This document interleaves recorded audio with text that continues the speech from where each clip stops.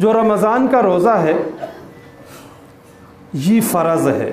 एक और हदीस में जो सुनन अबू दाऊद में अबू दरदा रज़ी अल्लाह ताला अन्हु से रिवायत है, आप सल्लल्लाहु अलैहि वसल्लम ने इरशाद फरमाया, खम्सुन मन जाअ बिहिन्ना मअ ईमानिन दखलल जन्ना।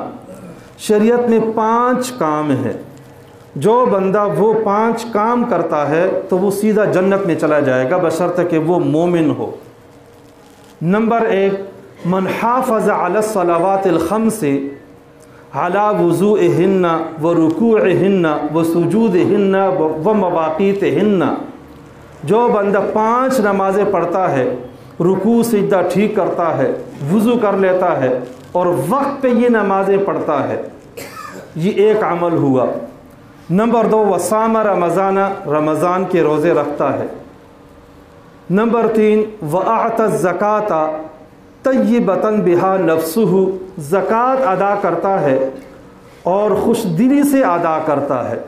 नंबर 4, वह हज्जल बैत इन इस्तता इलैहि सबीला, साहिब हैसियत है और हज अदा करता है। नंबर 5, वह अद्दल अमाना, अमानत अदा करता है। आप सल्लल्लाहु अलैहि वसल्लम फरमाते हैं कि जो बंदा ये 5 काम करेगा दखलल जन्नत, तो वो जन्नत में दाखिल हो जाएगा। सहाबा इकराम ने पूछा, या रसूल अल्लाह, कि बाकी 4 चीज़ें तो हम समझ रहे हैं क्या हैं, लेकिन ये मा अदाउल अमाना, अदाए अमानत क्या चीज़ है? आप सल्लल्लाहु अलैहि वसल्लम ने इरशाद फरमाया, अल गुस्ल मिनल जनाबा, गुस्ल जनाबत करना ये भी बहुत ज़रूरी है। गुस्ल फ़र्ज़ हो गया है, जल अज जल जो है वो गुस्ल कर रहे, नापाक न रहे, घर में नापाक रहना, वैसे नापाक रहना बहुत बड़ी नहूसत है, गुनाह है बहुत ज़्यादा। इसलिए शरीयत ने पाकी, नज़ाफ़त और तहारत का हुक्म दिया है। हकीमुल उम्मत मौलाना अशरफ अली थानवी रहमहुल्लाह ने एक बड़ा अजीब वाक़या लिखा है। वो फरमाते हैं कि ये वाक़या मुझे मौलाना फ़तेह मोहम्मद साहब ने बयान किया। उनको बयान किया था शेख दहान ने।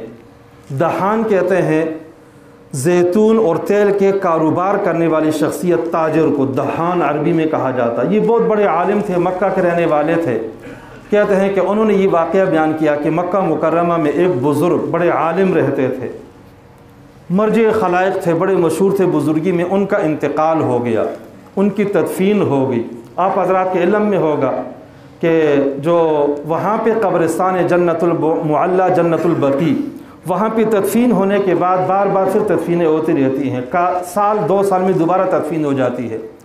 कुछ अरसे के बाद किसी और बंदे का इंतकाल हुआ तो उन्होंने वहीं पे जो बुज़ुर्ग की कब्र थी अपने मैयत को दफनाना चाहा।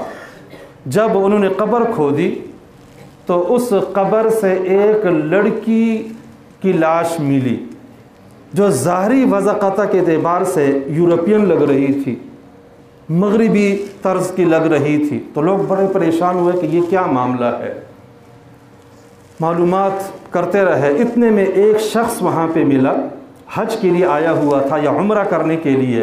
उसने देखा तो उसने कहा, इस लड़की को तो मैं पहचानता हूँ, ये फ़्रांस के रहने वाली है और मैं भी फ़्रांस का रहने वाला हूँ। ये मुसलमान हो गई थी और मैंने इसको कुरान और हदीस की तालीम दी थी, बुनियादी तालीमात में देता रहा और ये खुफिया मुसलमान हुई थी और कुछ अरसे के बाद इसका इंतकाल हो गया। तो मैं भी दिलबर्दाश्त होकर वहाँ से इधर आ गया था। तो कहा कि ये तो बड़ी अजीब बात है। फिर लोगों ने कहा, ये बात तो समझ में आ रही है कि ये नेक थी, उसकी लाश यहाँ आ गई, लेकिन ये बुज़ुर्ग की लाश कहाँ चली गई, ये ज़रा आप मालूम करें। चुनाचे वो सयाह वहाँ से रवाना हुआ और उनके साथ एक नुमाइंदा भी चला गया जो बुज़ुर्ग को जानता था। वहाँ जाकर लड़की के वालिदैन के सामने वाक़या रखा कि उस लड़की की लाश तो मक्का मुकर्रमा कब्रिस्तान में हमें मिली है। वो हैरान हो गए, ये कैसे हो सकता है। लेकिन बहरहाल बिल आखिर वो कब्र खोदी गई तो उसमें से उस बुज़ुर्ग की लाश बरामद हुई। बड़ी अजीब बात है। फिर वहाँ से उन्होंने इत्तला भेजी यहाँ पे कि उस बुज़ुर्ग की लाश तो वहाँ मिली है। तो इन लोगों ने कहा कि बात तो ये है कि इस लड़की की लाश यहाँ अल्लाह ने पहुँचा दी है, मुसलमान हो गई थी, लेकिन बुज़ुर्ग की लाश वहाँ कैसे चली गई।